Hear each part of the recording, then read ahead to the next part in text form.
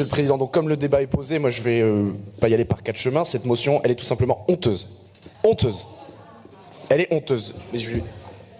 Cette motion, elle est honteuse par son contenu et par ce qu'elle propose. Parce que, à travers cette provocation, vous vous faites ni plus ni moins que les porte-voix des revendications des terroristes islamistes du Hamas. Et je pèse mes mots. Je pèse mes mots. Je vous rappelle que ce sont les exactions du 7 octobre 2023 qui ont été au départ de toute l'escalade des événements dans la bande de Gaza. De toute l'escalade dans les événements de la bande de Gaza. C'est le 7 octobre. Parce que oui, le Hamas est une organisation terroriste islamiste et que tout soutien implicite ou explicite à ces revendications, c'est une véritable trahison des valeurs républicaines.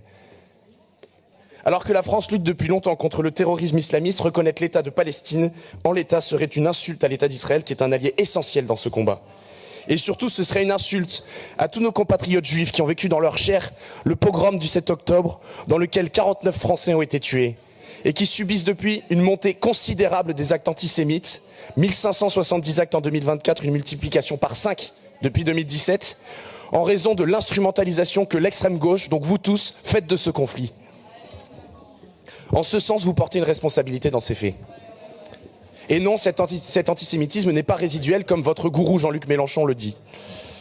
Il est important de rappeler quand même aujourd'hui que c'est le Hamas qui est à l'origine de ces événements, que c'est le Hamas qui utilise les populations civiles comme bouclier humain et qui détourne l'aide humanitaire dans la bande de Gaza. Que c'est le Hamas qui détient toujours une cinquantaine d'otages israéliens et qui a assassiné plus de 1200 personnes le 7 octobre. Reconnaître l'État de Palestine sans avoir éradiqué définitivement cette organisation terroriste, c'est accorder une victoire à ses ennemis de l'Occident et de la liberté. Donc alors qu'au niveau national, l'extrême gauche continue de s'agiter et de provoquer comme votre star Rima Hassan et d'hystériser le débat, notre région ne peut pas s'abaisser à rejoindre ses positions en reprenant la sémantique ignoble de l'extrême gauche, toujours plus prompte à se soucier de ce qui se passe à l'autre bout du monde que chez nous. Il est d'ailleurs fort intéressant de constater que c'est un groupe de la majorité régionale qui propose cette motion, ce qui pose la question évidente de la soumission de toutes les composantes de la gauche aux thématiques imposées par la France insoumise. Donc je demande au groupe communiste, au nom de la décence, de retirer cette motion abjecte, à défaut de quoi, évidemment, nous voterons contre.